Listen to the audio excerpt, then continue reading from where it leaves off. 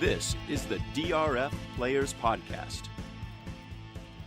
Hello and welcome to the DRF Players Podcast. This is show 251, the July 14th, 2017 edition. I'm your host, Peter Thomas Fornatal, back with you live once again from the Brooklyn Bunker. Second show in a row from the Brooklyn Bunker after my some crazy situations that I was in attempting to get enough hotel Wi-Fi to run the show, making sure I made my train connections to get to the hotel in time in Edinburgh, all that stuff we had to do while I was traveling in Europe. I was feeling like, for once, I was the travel MVP of the DRF Players Podcast, but as he is wont to do, coming from the clouds at the end of a contest to hit with an event to send him straight to the top, that's exactly what's happened to the People's Champion, Jonathan Kinchin. JK, I've got to hear the story about how you ended up almost not being on today's DRF Players Podcast. Man, I tell you what, I've got traveling nerves of steel from being standby since I was a young kid. My mom was obviously pregnant with me when she got her job at American Airlines, so in my life of flying, I've probably paid for a ticket 5 times. So it can be stressful, but I've learned to kind of deal with it and adapt with it. Yesterday was one of the most stressful. I didn't think I was going to make the flights to get to New York. Finally, 30 people on the standby list that because of a flight getting canceled. I didn't think I was going to get it. I made the flight. I then got back to my cheeky traveling ways, and I got in an Uber from LaGuardia down to Manhattan. I was going to just hotels tonight, on my phone, like I always do. 3 no-goes where I thought I had a room on hotels tonight, and when I showed up, there wasn't actually a room there. I didn't get into a room, and I beg to call it a room. It's more like a dorm room until 4 o'clock. It's a closet with a bed. Right, until you're lucky 4 it's not one of those beds that folds up into the wall, Exactly. It kind of is. I'm not very tall and my feet were hanging off the edge.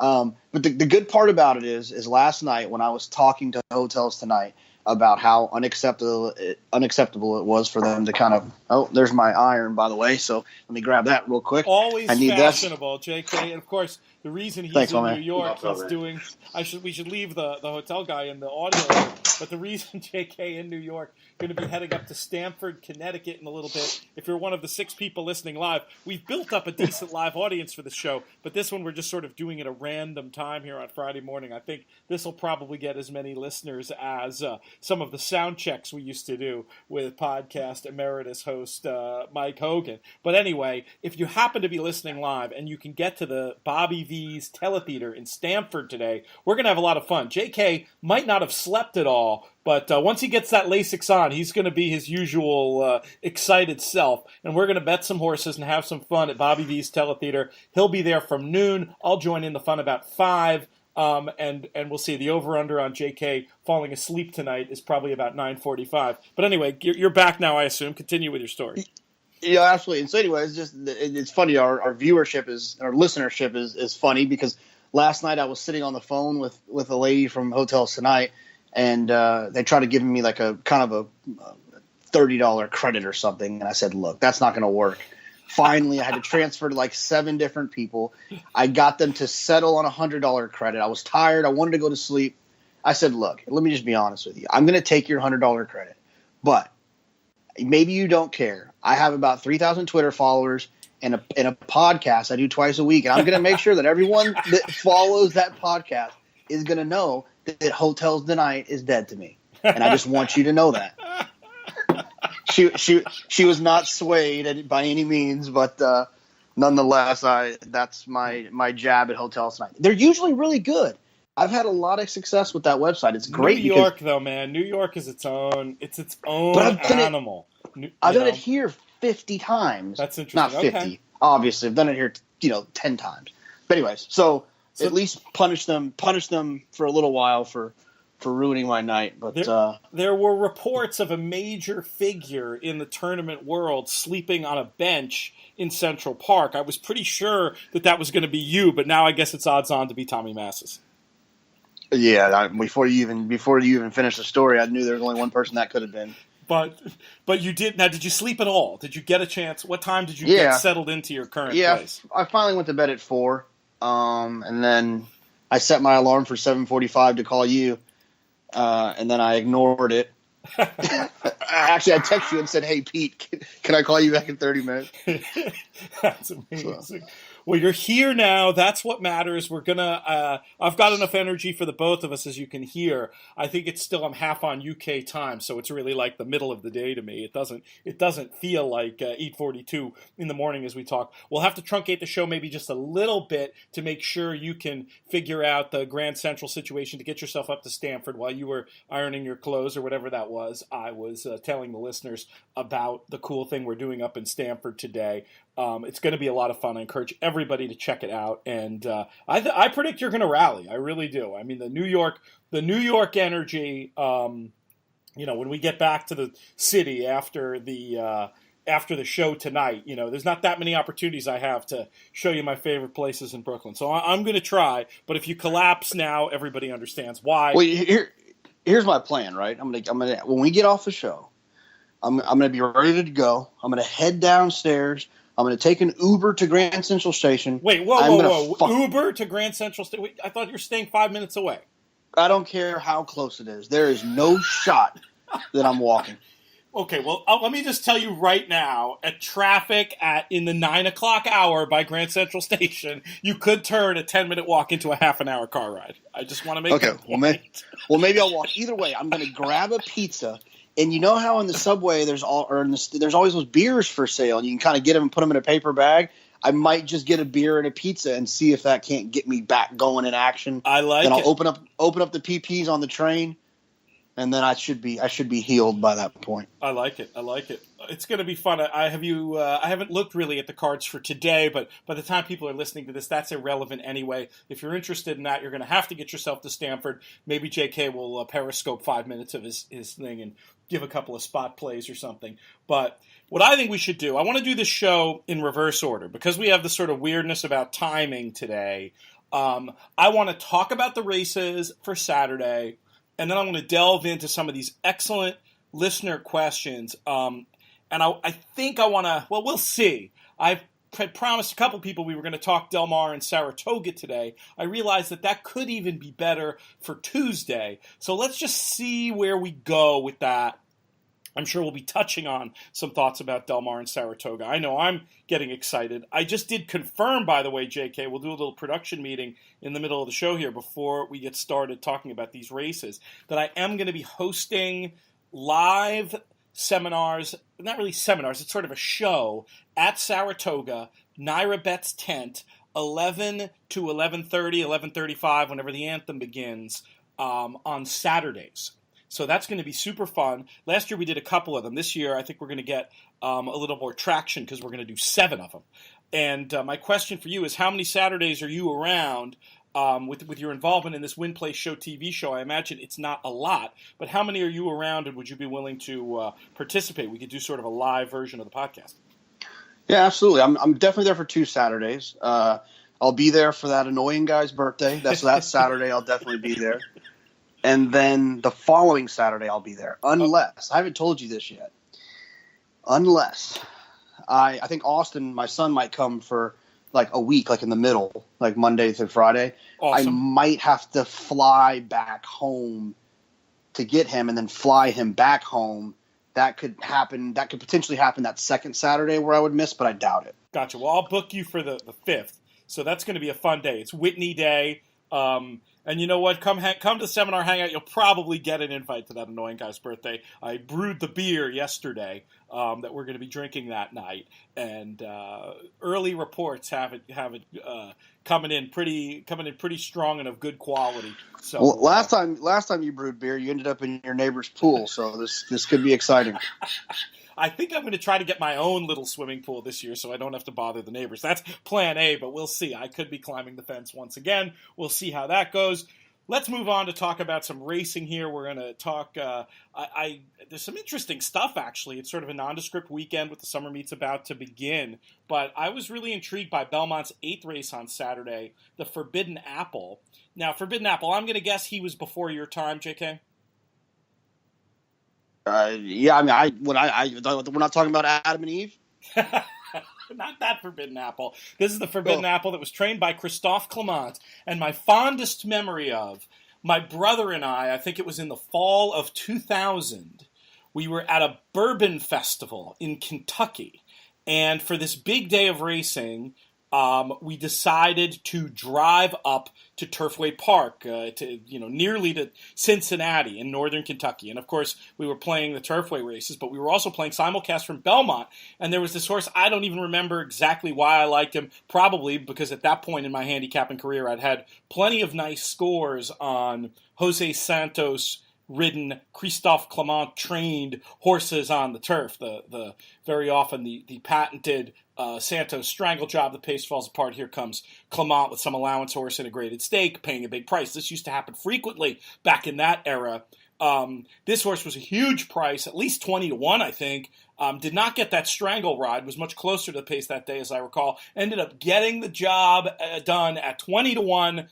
My brother and I, super psyched. Let's just say it like this. The bourbon was flowing freely that night. And it's an appropriate story, actually, for today, JK, because after I get done with this show and before I join you in Stamford, I'm actually going to my brother's engagement lunch today at Gramercy Tavern. Super duper congratulations to Mark Fornatal and his bride-to-be Lisa. Very exciting times, and that's how. And I was even able to tie it in with the Forbidden Apple reference. All right, let's talk about this race, though. How do you see the pace shaping up in here?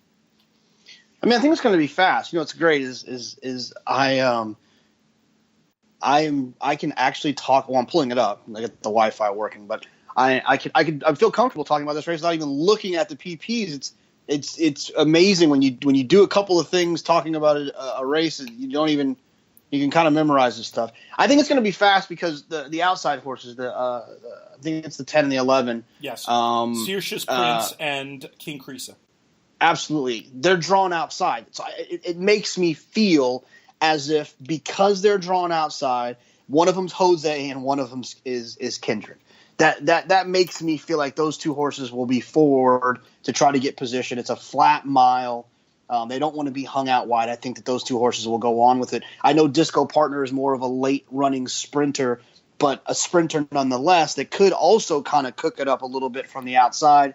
Although Arad shows up there, he's going to probably do a little bit more of that strangle that you mentioned that Santos used to do. He's the modern version, isn't he? Arad he's kind of the modern version of Jose. Yeah, he'll now that you mention it. He'll choke someone. Although this could be, and I know maybe we can check it later. I don't know if you've seen it yet. This could be a good transition to talk about what we said we were going to talk about, where his brother was actually being the strangle artist last Sunday on Rubelinda. And we mentioned that we were going to touch base on that maybe later. Yes. Is a more appropriate time since we've already breached the Forbidden Apple. But I do think they're going to run a little bit. I think that they don't really have a choice. To kind of go from there. And like we've talked about on the show before, it's what the post position can sometimes, and the riders can sometimes influence pace scenarios more than the horses themselves. I think that's absolutely right and a very good point. Who do you think will be the beneficiary? The horse that I like on top, I think certainly will benefit from a hotter pace, though he's succeeded with mellower paces in the past, even as a closer. But give your selection for this race first, and then we'll talk more about it. Well, I mean, I think Offering Plan's going to be super tough from the last race he was closing into more of a moderate pace. And still got the job done against some of these same characters. I think he's interesting. I think Disco Partner stretching out is interesting. I mean, that horse ran a huge figure last time. Our Twitter pundits obviously probably saw that there were some questions about whether or not the final time was right, and Craig did a great job, Milkowski from Timeform US, like he always does, of kind of explaining to the people how he verifies if and when a time is right or wrong. And he had that one correct, didn't he? Yeah, from all accounts, that time was right. And so the number that was earned that day was a real number. So, like you said, Christophe Clement is not the type of guy where you say, ooh, Christophe stretching him out. I don't really trust him. If you gave me 10 trainers that are going to stretch a horse out on the grass, he would be one of my top 10 I would use in that category. So there's really no concern there. I guess my strongest opinion in this thing is I guess my boldest opinions two ways is I think Mohaymen might actually show that he's a horse. Really? I do. Word on the streets, he worked on the turf two back and was actually pretty impressive. So, feels like a desperation move to me. 5 for 5 to start the career, 0 for 6 since. Not a lot of turf in terms of the pedigree. I don't think, unless I missed something. It just felt like a desperate move. And I mean, I'm against Offering Plan too. I mean, not Offering Plan, excuse me. I like Offering Plan. I'm against Disco Partner too, just on the idea that as impressive as that last race was, and I agree with everything you said about Clement, it was just such a great setup and great ride last time, and I just have like sort of a religious objection almost to closing Sprinter stretching out. Everything you say about the horse is true. He'd be at least a defensive use for me in that regard, but I feel like there's money to be made here maybe, even with a shorter priced horse like Offering Plan going against the likes of Disco Partner and Mohaymen. Well, I don't disagree with you. I'm actually against it. Obviously I had already expressed that I kind of like Disco Partner a little bit. The horse I'm against, I'm assuming is a horse that you'd be interested in using, and that's Grand Arch. I think that this is a setup for another spot. I don't like him. He gets the needed class release. I'm just not sure how good he is. He doesn't win that much, and when you go back and look at the wins, it seems like they're races where like all the stars align, and I just don't really see that happening here. I'm not like gonna go call a friend in the UK and lay the horse or anything, but I was just I was gonna try to press up Offering Plan. Get Jets looked like an obvious contender whose style fit the race as well. That's where I was going to mostly look to go in here. For multis, how are you playing it? I'm going to use, and it's actually we actually didn't even do any justice of why we kind of talked about this situation, but there is a cross country pick 4 tomorrow that this race is included in. It's 2 races from Belmont. 2 races from Los Al. I love these types of bets. I remember when I first got involved in like horse racing, they had that Magna 5 bet where there's 5 bets at the Stronach tracks, and they all happen within an hour. And I just absolutely love that. You don't have to wait. This one you actually do have to wait, but I think it's really cool that they can kind of tie the two together. So it's actually the race, the sequence that I did for the JK's play of the day or whatever. I used Get Jets, Offering Plan, Mohaymen, and Disco Partners A horses, and Bondurant, the Ian Wilkes horse, as a lone B horse in there. Interesting. Give the case for Bondurant. That horse he's just one that has always kind of been around there. He wasn't obviously in the Maker's Mile, but everywhere else he's kind of hung around. I respect Ian Wilkes. Manny Franco's riding lights out. He'll be a big price with a lot more of the New York contingent taking money, and I just thought he'd be a good B horse to have, that if he were to win, I'd be a little bit frustrated that he did. Going back real quick to Mohaymen, I'm not, maybe I need to look at it on the formulator side of things. I'm looking through time form, but I was looking at this breeding thing, and it said that he has a half that's won on the turf. So then I pulled it up on time form, and I see the horse. He's a half to New Year's Day, who's obviously the Breeders' Cup juvenile winner. And he's also a half to a horse named Record for Winslow. But the horse has a win, but it wasn't. I looked at it quickly and it didn't. There's no turf figure. Yeah, it seemed, I didn't see the figure. The horse is called Winslow, right? But it wasn't like, anyway, the horse had won. I'm not saying it's impossible the horse could act on turf, but it's not like they've been waiting there's some hidden reason to be waiting to get this horse on turf. It's clearly what are we going to do now? Let's try the turf situation. But that info you had about working well, that's something. Yeah, first of all, I probably deserve to be made fun of a little bit for saying the horse's name is Record for Winslow. because the header actually says career record for Winslow. Yeah. So I was being kind. Normally I would jump on any opportunity to make fun of you, JK. But when you travel to New York for a seminar just to bail me out and then get no sleep and still do the podcast, I was going to let you get away with that. Oh, you're going to pay for it. Don't you worry about it. Fantastic. But any further thoughts on this one, or shall we turn our attention to this maiden race that goes as the second in this sequence? Let's run to the second. It's not just a hunch play, but I really do like number 2, Mr. Pete here. What I like about this horse, this is an angle I love in maiden races. When you see maidens who are bet the first time, to me, a maiden who is bet the first time, that tells you this horse is supposed to have speed. And then when you see that horse not break, like for me, that's enough of an excuse to just, whatever happens from there, I'm interested in that horse next time. Because they were supposed to have speed, they didn't break, they didn't show their talent. You can very often bet those horses back at prices. This horse has the added benefit of the fact that actually Mr. Pete did some running after that bad break. The trainer numbers at first blush look pretty dire with the second start and all that stuff. And even if you formulate, they don't get much better. But I mean, in his career, just from following him all these years, Ryerson's a guy, I really do expect his horses to improve second out. I'm just going to put the trainer stat aside on this one, and that's who I'm the most interested in of the runners in this race. Who did you come up with in your picks? Using the 2 and the 4 as A horses, the 6 as a B horse. I completely agree with you, and it's actually a good point. I actually think that the previous betting odds on a horse are the most underutilized aspect of our past performances. I think that people, and maybe they don't. I mean, I'm guilty of it at times. I think that there's so many stories that can be told from that situation. I think it's very important. One of my favorite things to do is when there's 2 horses that are coming out of the same race, if they're kind of going off around the same time or same price, it's actually a huge pick and price strategy that I use. There's 2 horses coming out of an allowance race 3 weeks ago on a Wednesday. If it's a close tie, I will take the one that was bet more the time before, because we've always talked about it. The money is always right. It might not always. It's not win always the right, race. but there's no. always It might not always win. It might not always win the race. Okay.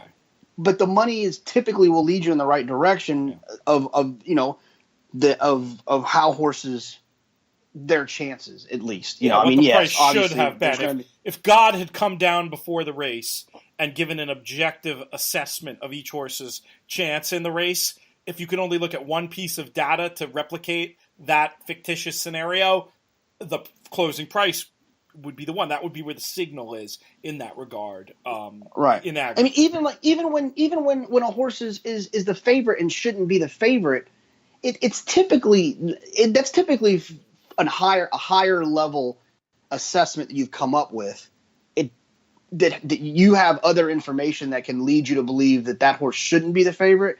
But typically the horse, you could, if you looked at it objectively and took your opinion out of it, then you could say to yourself, oh, that makes sense. That horse should be favored. Now, it's not always, but very often. If you look at it, you look at races in a large, obviously when you pick it down to the micro of a race of a sample of one, there's loads of exceptions. I mean, maybe it even happens once a card where you can identify a clearly wrong favorite. It probably does. But if you're looking at races by the groups of the dozens or the 20s or the hundreds, and you look at the way people bet, just look. There's been studies of this. The favorite is more likely to win than the second favorite, who's more likely to win than the third favorite, who's more likely to win than the fourth favorite, all the way down the line. There is some predictive information in that.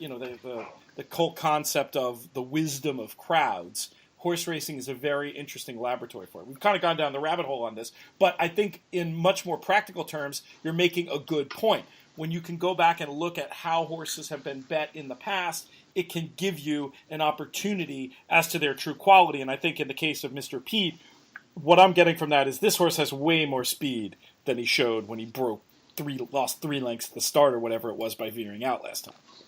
Absolutely. And the problem is like you mentioned, like you mentioned, it's going to be the hunch play. And as many listeners as we have, I mean, the horse is going to probably go off at even money. It reminds me of the story that I know you know who I'm talking about, and I know that some of our close friends know who I'm talking about. I'm not going to say this person's name. I'll never forget, I was at Churchill Downs. Memories of Peter was running, and the horse was like 10-1 morning line, and the horse, it was like one of the worst morning lines ever. The horse was definitely going to be the first or second choice. And I remember sitting next to a prominent person in the Twitter world at this time. Well, he still is, I guess. And he's like, oh, I knew it when I picked this horse that he was going to go off favored. I literally threw up in my mouth a little bit, and it's never been the same since. Oh, that's good use of literally, because I'm sure that actually did happen.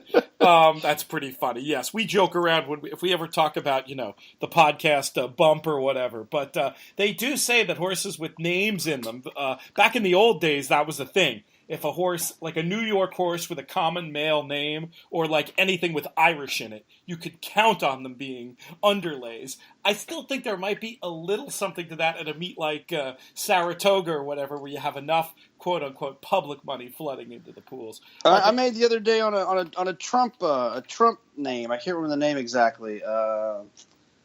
Was it Make? I don't think it was Make America. Anyways, there was something, and I bet against the horse and.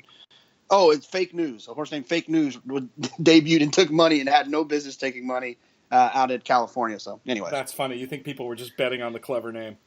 I do. I think so. All right, so you like the 2 and the 4 here as your A's. The 4 makes sense. Best of speed last time. Nothing special with the pace figures. And who was the third one you were going to use?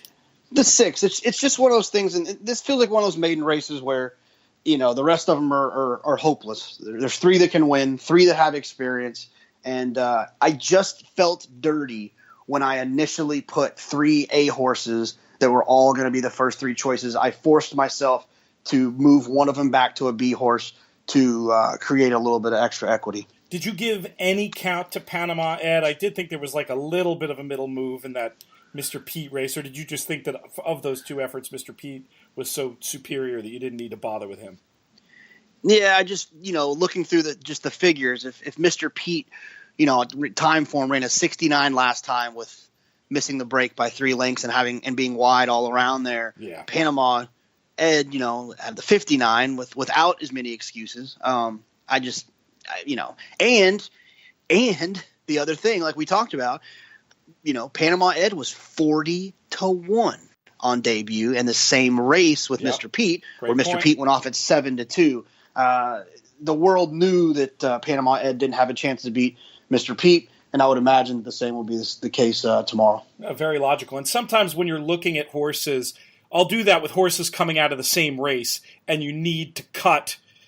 Look at horses almost like they're coming from different conferences in basketball or something when they're coming out of different races, and you can just sort of say, like, okay, of the ones from this group, really these are the 2 that I need, maybe the best speed one and the best closer. And some other horses that were in there who are like theoretically competitive, those are would be the first ones to fall off, and that would be my case with Panama Ed as well, leaving those 3. Let's head out to the West Coast. Los Al. We don't give Los Al a whole lot of love on the podcast, so it's nice to have an opportunity to do so here. Which is the first race at Los Al we're talking about? Sorry, I got myself lost. It's okay. You word played your way into the confusion. I thought you were being cheeky. I thought, geez, Pete's on his game this morning with the West heading out to the West Coast. Yes. It's the Los Al Derby, featuring the return to the races of West Coast, who was last seen winning at Belmont. JK, I know you're obviously a serious handicapper, horse player who does the work. There's no doubt that in your time on the podcast, you do seem to have certain pet trainers or whatever, Bob Baffert being one of those. And then, there's this day a few weeks ago in New York where Baffert wins everything. And, he basically just gave you the 1 up, 4 down because you hadn't picked any of them, including West Coast. How do you feel about West Coast and his return to the races? Well, we talked about West Coast being less than impressive when we were out at Santa Anita for the Preakness weekend, and I felt smart because I heard Baffert say the reason that they didn't run him in the Belmont was because they just weren't that impressed with how he won his last race. Here's what I'll say. I pulled up to the Austin Bergstrom International Airport yesterday afternoon, and was trying to get through security, and the lines were longer than they've ever been before because there was a fire alarm. So everyone that was in the airport had to leave and then go back in through security. Oh my gosh. I didn't think that's where this whole nightmare kind of started. You kind of buried the lead. Like that's a good way to start your travel nightmare. Well, the problem is that when I was going through TSA, the reason I was so scared I was going to miss the flight is because I had to go. They found the silver wig in my bag, and I had to. They weren't really sure what it was. They didn't understand why a guy with a full head of hair had a wig. They pulled me aside. They did that little thing where they check for gunpowder, and they had to scan it. And the good news is I have it, and West Coast will win for fun. So there you go. JK back in the Baffert camp. I wanted to talk to you about Klimt. There's a really, in all seriousness. Did I lose you, JK? Looks like I lost you. I will try to get you back here. No, it's saying that you're here. I'm going to disconnect and reconnect. We'll get this done, podcast listeners.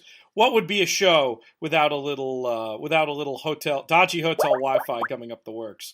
But we'll have him back here in a second, and he can continue his story about the Los Al Derby, assuming we can get him on here. If we're going to continue to struggle, I'll just do the rest of the race myself. Klimt was a horse I just wanted to share what I thought was an interesting angle that I got from Mike Maloney. This isn't one of the things that ended up appearing in the book, but I thought it's really interesting and worthy of passing along.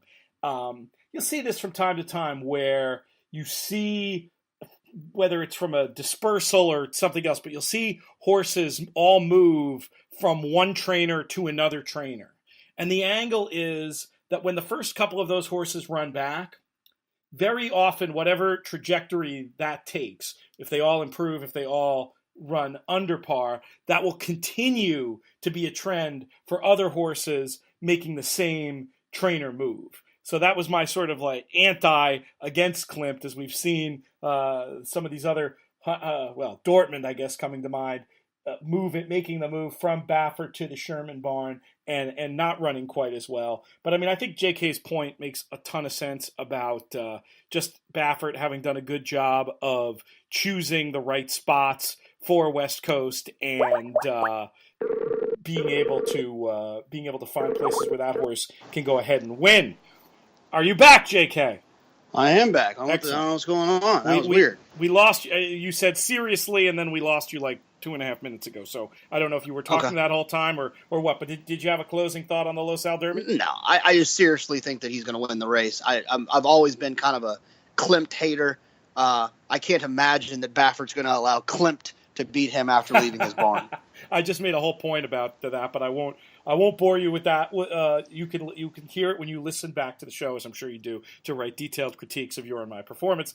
I had one goofy idea in this race, just another one of those horse who could maybe run third or fourth at a whole lot of money, especially if you're going to go ahead and put West Coast on top, or say West Coast has to run first or second. Do you give Milton Freewater any chance to sort of clunk along and run third or fourth here? Yeah, I mean, yes. I don't have a problem with including horses like that. It's kind of a weird time anyways with these, these 3-year-olds kind of turning in, getting ready to turn into older horses. You can find a lot of improvements with some of these, and I never really have a problem with Doug O'Neill. I've always talked about how much I respect him. The only problem I see with Milton Freewater is that I'm not sure the pace is going to be exactly scorching, and time form has him coming from last, which he's going to be coming from back, I think. My thought was that maybe other horses would be aggressive with each other mid-race in an attempt to really win the race, get tired and or horrified by West Coast and be done. And this is just a horse who, coming for the back, going to clunk along and pass, 4 of them to run third or fourth. That was, that was the scenario I envisioned in my head. So we'll see if we can get another one of those type of plays in for the podcast. I will be honest, JK, I did not get a chance to look at the maiden 20 that closes out this pick 4. Actually, before we do that, so West Coast Lone A, any backups at all for you in race 7 before we move to race 8? No, I'm ice cold there. Okay, so then go ahead and tell us how you closed it out. Yeah, I wanted to toss Gatto Dulce, the 9 horse, the 9-5 favorite. And I would have if that horse was drawn in the 1, 2, 3. One thing about Los Al, and I don't know what the science is behind it, but Duke Matisse turned me on to this. He actually turned me on to it when we were late night degenerating one time, and he was telling me that he always Duke betting when you probably shouldn't have been. I can't believe that's true. He loves betting outside horses in the quarter horse races. He doesn't like handicap the races. I mean, like in depth like he does everything else. But the outside is just always the place you kind of want to be at Los Al. And so if you can find a horse on the outside, they can make 8 wide moves and still win there. And so I always give horses on the outside a little bit of an upgrade and horses down the inside a little bit of a downgrade. So that was one of the reasons I couldn't toss that 9-5 shot there, other than the fact that my DNA is predisposed to betting on favorites. But I'm going to use the 8 as an A horse as well, Wandering Ways, just because he seems like one that can get the job done. My interesting idea, I guess, here was the 5 Parched. He's the type of horse I'd use in a tournament. That speed and fade situation has shown speed in his last 2 starts and just kind of fell apart late. He's still in for 20. Not getting much class relief, but was at Santa Anita coming back over to Los Al. You'd think a 20 at Los Al will be a little bit easier than a 20 at Santa Anita. And so he's one that I'll use. He should get a pretty good position outside. So I only use the 5, 8, 9 as A horses here. And in a normal situation, I might press up the 9 a little bit, but I'm not going to now because I was hesitant to include him anyways and felt like I was kind of forced into doing it. Notable that the 5 and the 9 have both run higher than the Beyer speed figure par, which is 63 at this level right now at Los Al. Yeah, I'm surprised you're not more excited about Gatto, actually, just from the fact that it did look like for the level, the pace was pretty strong last time. So this is a horse who's run the pace par, who's run the final par, and is posted correctly. I'd be a little more inclined to use the 9 more than those other 2 based on what you just said, but seems like a good way to close it out. If folks want to take a look at exactly how your tickets got written, we're not going to do all the work for them. We'll send you over to Watch Out of the Gate for that. I have a segment on there too this week. I was a late pinch hitter for Craig Milkowski. Talk about coming down in the world, having me instead of Craig. But I did give an overview of some of the exciting tournament news going on, including these new Saratoga qualifiers that we're running this weekend. We've got feeders into an event a little bit later in the month, but we've also got direct qualifiers. Put up $290. 1 in 10 entries will win 2 $1,000 spots to Saratoga, plus $500 in travel. I have a feeling we might be looking at the name Jonathan Kinchin in the leaderboards in those Saratoga events. Am I right? Well, he'll be on the leaderboard. I don't know if he'll be at the bottom or the top. My name's always on the leaderboard. Sometimes it's easier to find than others. You've been quiet on DRFT, but this is an event which I figured you can't pass up. No, absolutely. If you've never played in a tournament, this is a fun one. It's fun for a lot of reasons. One is because everyone who plays in tournaments shows up for this one. It's in the middle of the week, which is interesting. It's on a Wednesday and a Thursday. But you can't tell the difference between a Wednesday and a Thursday from your home track at Saratoga. It's still a happening place to be. It's a lot of fun. $1,000 entry fee. So it's a live bankroll, but it's a little bit more obtainable than some of the other larger ones that we see with, $10,000, $12,000, $5,000. So it's a ton of fun. It's one that I really enjoy participating in, as long as the weather cooperates. I kind of wanted to jump off of the balcony last year. It was a little bit warm, but hopefully this year will be better. I have a couple of angles to try to get us some air conditioning this year. We'll see if they come through. Let's go to some questions. Unless you have any final thoughts about this cross country pick 4, JK, you feel like we covered it? Yeah, no. Some people are probably like, did they really do a sequence with? It's not the most glorious sequence in the world, but as horse players, I think we should reward innovation, and this is something that would be fun. Imagine a cross country pick 4 on Santa Anita Derby Day with the wood running, or Keeneland doing it with so on and so forth. And I just, Del Mar and Saratoga. How cool would a pick 4 be at Del Mar and Saratoga? The last two at Saratoga, the first two at Del Mar. So I want to encourage it. So that's why we decided to do it. So if you're around, and throw a couple bucks at it just for fun, just to kind of keep the mojo going on that thing. I like it. All right, bunch of pod questions. Here's a good one. I didn't prep you for this, but I'll just get your off the top of the head suggestion. I need to go back and look at charts too. So we'll talk about this now, and then maybe we'll revisit it. But Joe wants to know if anyone detected a speed bias on the grass on Stars and Stripes Day. I haven't heard that. You know what? But I did talk to our friend Nick Tamero, who I haven't told you this yet, Pete, but has volunteered to hop on Fridays during the Saratoga meet. Anytime we need him, that's great. He said that he'd love to get involved. So, Nick is obviously a follower of what goes on NYRA and all things NYRA. We talked just in passing about how when they have at least recently, when they've had the rail up at Belmont, I guess it would be on the Widener. Is that what Oscar Performance won on? I would have to look that up. Okay. Either one. When they have the rail up and then they take it down, the inside has been the place to be. And I don't know if I would say that's generally true. That's a generally correct trend. I remember that happening was Belmont Day on the turf last year, where it did seem like the inside was favorable to me on the turf, making like Flincher's run all the more impressive. One of the tricky things about identifying a turf bias is that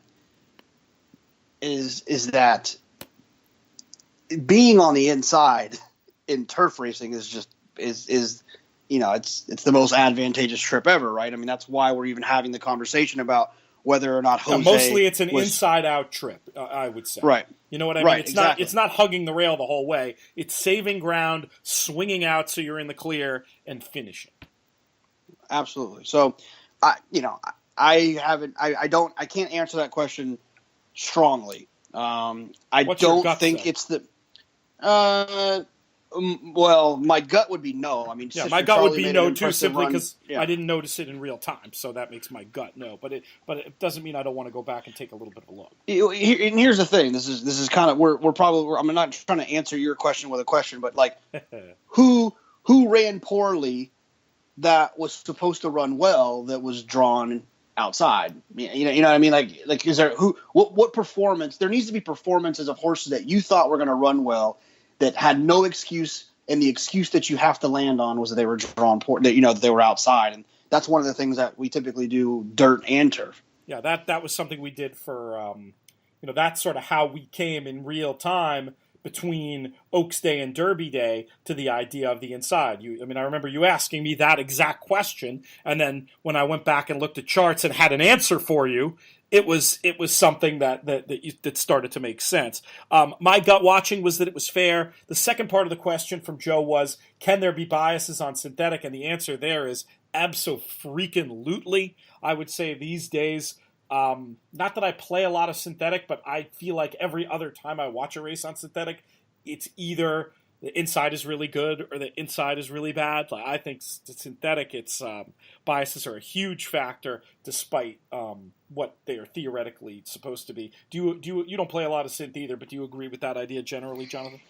Yeah, it's talking to we've talked about it before, but who I think are the bias kings of the world would be Duke and Paul Matisse. I've talked to them about that, and they said that it would happen from time to time, but it was always confusing because just like the turf, it was an inside-out trip that did well on synthetic anyways, that kind of swinging move. And so it could kind of be deceiving at times. It's not as pronounced and easy to see as it is on the dirt, but it is definitely something that it'll get a little deeper at certain places, and it can be there. But I haven't really studied as a next my next step in handicapping, where I kind of started to pay attention to bias. All the synthetic tracks were already gone. Right. You want to see some interesting bias stuff on synthetic. Watch some live races from Southwell one day over in the UK on fiber sand, and watch the jockeys avoid the rail coming into the stretch as if there was like 20 crocodiles over there. It's like almost comical how far off the rail, practically coming all the way to the stand side on some days. Those tracks can get good rails, bad rails, absolutely. Let's move on to a question from Garrett, who's new to the handicapping scene, has read Betting Thoroughbreds. The buyer books are on the way. Heard me on BIC this morning, I guess talking about Wednesday, talking about how it's so important to synthesize a lot of information and then sort of use your intuition in handicapping. He was just looking for an overview of what I consider the most important things to look at when handicapping a race, and what is the preferred order of operations, he says. Do I start with past races, workouts, pace scenarios, trainer angles, etc.? And it's a good thing to think about once in a while, because when you handicap a lot of races, it just becomes so intuitive. You don't really always break it down step by step. But to answer, I'll take a shot at the two parts of the question, JK, and then I want your thoughts. But I mean, for me, the most important factors are the most fundamental stuff. And as I continue to evolve, pace and final figures, final figures are really at their most fundamental what I'm looking at. And then behind that, you have areas like class and current form and trainer stats.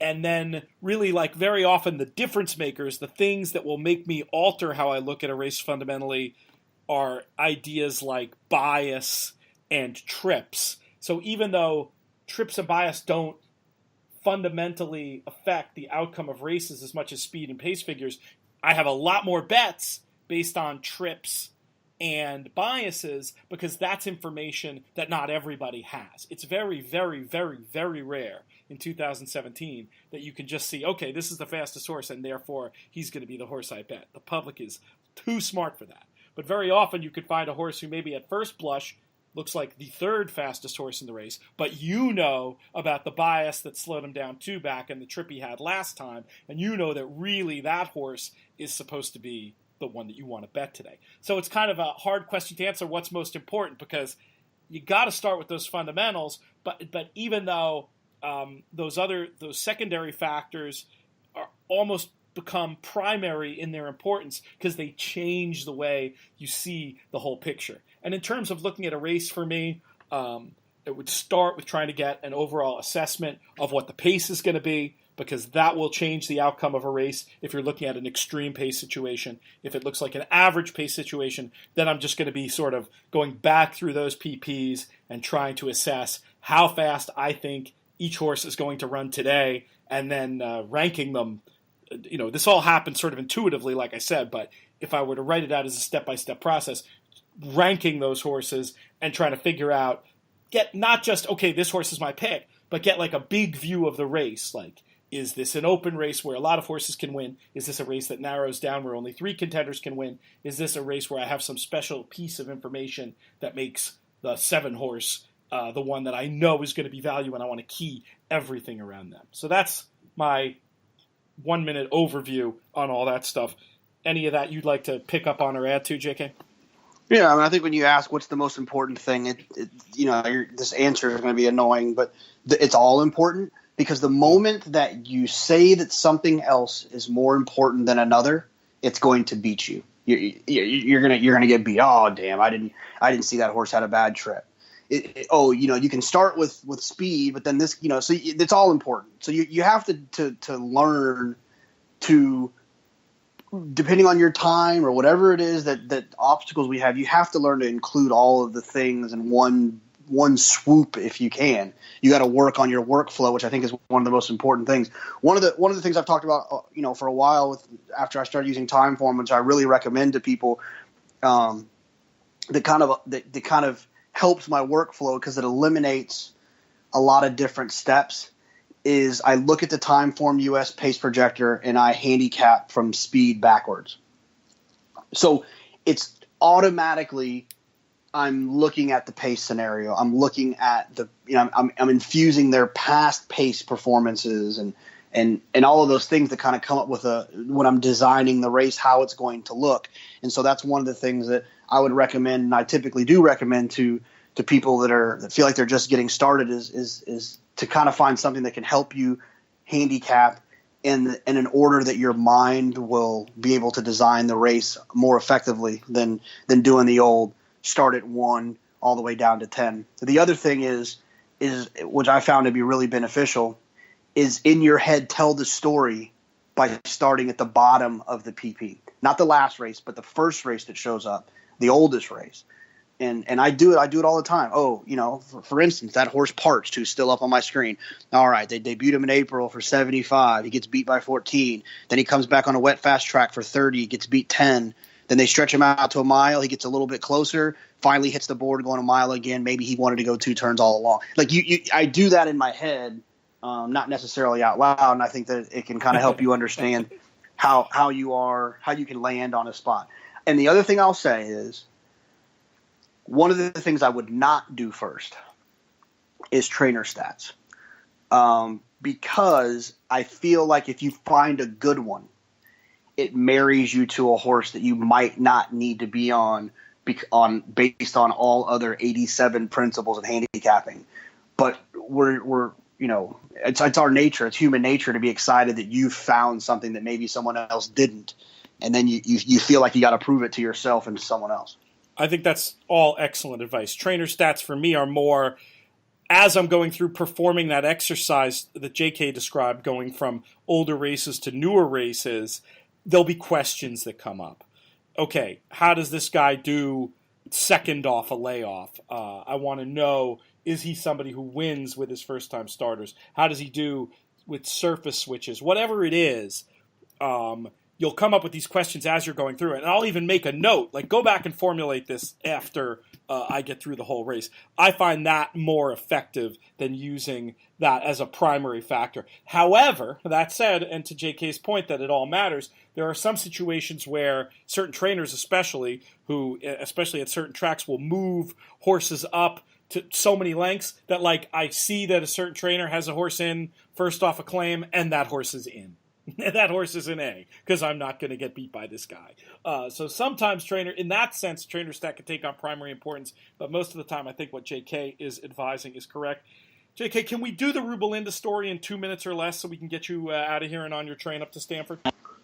No, I mean there's not much to do. I just wanted to get your take on it. Yeah, tell me. Maybe we should do a poll. I don't know if that makes any sense. I don't want to pile on Jose, but I think it took me almost 10 days to realize it. I think that it was an unfortunate ride. It wasn't a bad ride. He was trying to do what was right. Unfortunately, the mistake I think that was made was when you're on a horse that's much the best, you're not supposed to get your horse in a situation where that can happen.